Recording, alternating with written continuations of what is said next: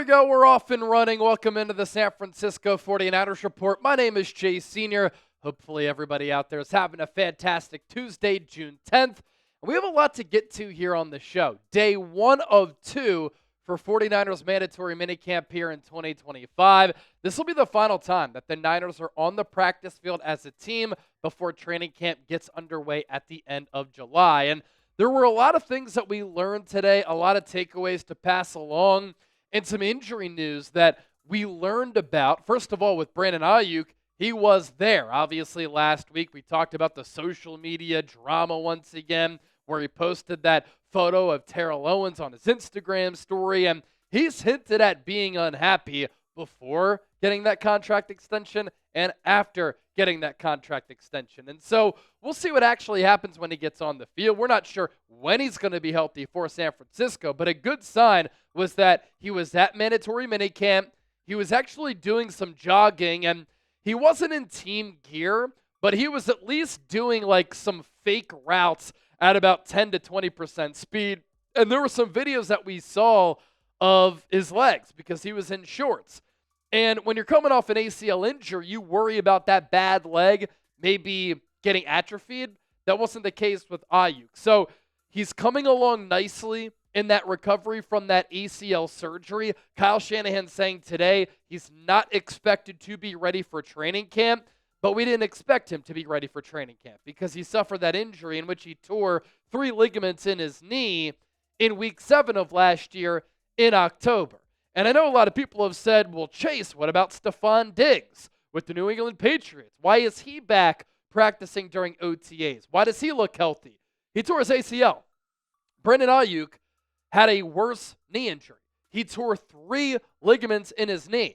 And also, not everybody comes back the same off of all of these injuries. So, again, the timeline for Aiyuk is not determined for when he's going to come back in 2025, but what you want to hear is that he's coming along nicely. Check. What you want to see is that he's at the facility with his teammates. Check.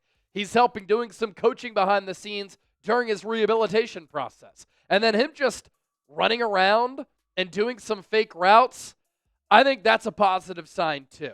He's not going to be ready for training camp, nor is Malik Mustafa coming off an ACL injury, Curtis Robinson coming off an ACL injury, and then Curtis Rourke, the 7th-round quarterback who the Niners drafted out of Indiana. As for Ricky Pearsall, Kyle Shanahan said he was healthy enough to participate in minicamp, but we want him ready for training camp. I'm not really buying that. He's been in the league 2 years now. He's entering year 2. He had a hamstring injury last offseason, a hamstring injury this offseason. And so for Ricky Pearsall, I'm worried about him being a brittle player. I know he had that gunshot, but prior to the gunshot wound, he was dealing with injuries. And if he was healthy enough to participate in minicamp, why wasn't he on the field? He needs those reps to work on timing and anticipation, to work on that rapport with quarterback Brock Purdy, because last offseason, he barely practiced. Had a couple of injuries throughout training camp, didn't play at all in the preseason, then missed all that time with the gunshot wound. So this is a player in Ricky Pearsall who's gifted, footwork, route running, plays bigger than his size, good hands. He's dynamic in picking up yards after the catch or when you get him the ball. But this is a player also that needs to get stronger, that needs to prove that he can stay healthy, that needs to work on the nuances of being a professional wide receiver with Brock Purdy, and he's not able to do that for minicamp. Other players expected to be ready for Niners training camp in 6 weeks outside of Ricky Pearsall with that hamstring. Wide receiver Jawan Jennings, calf. Defensive end Mykel Williams, hamstring. Defensive tackle Alfred Collins, calf. Offensive tackle Andre Dillard, he had an ankle scope. Safety Jair Brown, an ankle cleanup. Safety George Odom with a knee. And then defensive lineman and defensive end Yetur Gross-Matos with a knee injury. That's another knee injury for him, and the Niners need that depth at defensive end. For a lot of people, you might be saying, oh no, the Niners drafted Mykel Williams at 11. They drafted Alfred Collins in the 2nd round, and they're already hurt. Mykel Williams with a tight hamstring, nothing serious, expected to be full go for training camp, and he was participating in rookie minicamp and OTAs prior to this. For Alfred Collins, though, we have not seen him on the field yet since getting drafted in the second round by the Niners. Kicker Jake Moody. We're going to be keeping tabs on the kicking competition throughout training camp and in the preseason. Moody went 6 of 7 on field goals today with his new kicking approach. So basically what it is oftentimes you'll see kickers sometimes with their alignment, they're all a little bit different. Some of them will take 3 steps back. 1, 2, 3, and then 2 to the side in this direction for a righty kicker. For Moody, he's taking 2 steps back, and then he's kind of having like his left leg out a little bit, and then he's taking 2 steps toward the ball and kicking it. I'm not sure what that approach is, if he's trying to cut down on the process, cut down on the thinking, because last year he looked mentally broken, but he did go 6 of 7. The PAT was good. From 34 yards he connected. 36 yards, no good. That's a concern because he was missing easy kicks, short, medium, and long last year. He was good from 40, good from 47, good from 52, and good from 55. I frankly don't care what Jake Moody is doing in practice. We'll talk about it, but to me, it all comes down to what he does in the game when the pressure is on, when the bright lights are on, when the pressure cooker can be felt. Can he rise up to the occasion then? Trent Williams and Nick Bosa at mandatory minicamp.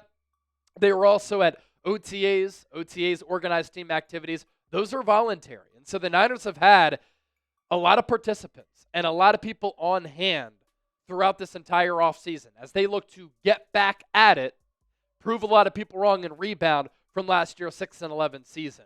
Trent Williams did speak publicly for the first time this offseason. He was asked about retirement. He said, I could play until I'm 41. He's going to be 37 in July. He said, who knows? He said he's taking things year by year. He also said this is the first time in a decade he's taken part in OTAs. That's great. Trent Williams also talked about the draft class. He said the new draft class to me looks like several steals, several picks that will contribute. And I agree. I think the Niners have an opportunity to have 5 rookie starters on the defensive side of the ball. I like some of the players who they took on the offensive side of the rock, a player like Jordan Watkins, but these players seem to be ready to contribute right away. Trent Williams was also asked about Brock Purdy getting that contract extension. He said, Purdy is the epitome of the Cinderella story. It couldn't have happened to a nicer guy. He is going to win a lot of games, and this is only the tip of the iceberg. So good to see Trent Williams back on the field during OTAs and during mandatory minicamp, looking healthy. After last year, he only played 10 games, and within those 10 games, gave up 17 pressures. Kyle Shanahan talked about the Bryce Huff trade today, and he said, quote, he's going to bring that speed demon off the edge. That guy that it's going to require a running back or chip opposite of Nick Bosa. I think he adds that kind of D Ford effect where they had in 2019. They took them to the Super Bowl. One of the reasons we had a really good defense for those couple of years is having that guy who can actually make that quarterback step up by getting a good jump off the ball and being able to bend the edge. Now, I have talked about how Bryce Huff has that elite pass rush win rate, that really quick get off. He's very explosive. And I said that Bryce Huff, he might be the best Niners pass rusher since the Niners had D Ford. I mean, you think about the edge rushers opposite of Bosa, who they have cycled through, not a lot of great players. And so Nick Bosa has been double-teamed. Nick Bosa has been chipped. When you have a player like Bryce Huff on the other side who has that speed element, who can bend the edge, force the quarterback to move off of his spot, that can lead to easy sacks for Nick Bosa. But you also have Michael Williams, Alfred Collins, and other players along that front who CJ West can move the quarterback off of the position, collapse the quarterback around, muddy up the pocket, force that quarterback to run right, run left, and I think that's going to result in the Niners' pass rush being a lot more productive than they were last year when they were very, very inconsistent. Another thing I've said, Bryce Huff with the Eagles. he was a stand-up pass rusher. With the Jets, he was in a three-point stance. 2 feet on the ground, one hand on the ground, looking down the line at the snap to get that fast get off. He just looked like an unnatural fit in that 3-4 with Philadelphia under Vic Fangio. He wasn't a scheme fit, wasn't used to being a stand-up outside linebacker. He is a 4-3 defensive end. And so now that he's back under Robert Saleh in a scheme that he's thrived in, 10 sacks, 67 pressures back in 2023, in passing situations, in long-range downs, Huff is really going to be able to help this team as a pass rush specialist. Throughout this offseason, second-year wide receiver Jacob Cowing has been performing very well. Kyle Shanahan said this: Jacob, I thought, put in some of the most work that anyone did over the offseason, and I think it's really transferred over into these OTA practices. That would be awesome news for San Francisco. I think one of the things that they could be in 2025 compared to years prior, faster. Jacob Cowing, 4-4 guy. Jordan Watkins, a 4-3 guy. Demarcus Robinson, he can make plays downfield, more than 16 yards per catch last year. Isaac Guerendo, a 4-3 player. And so I think the Niners could be faster in 2025 than they have been.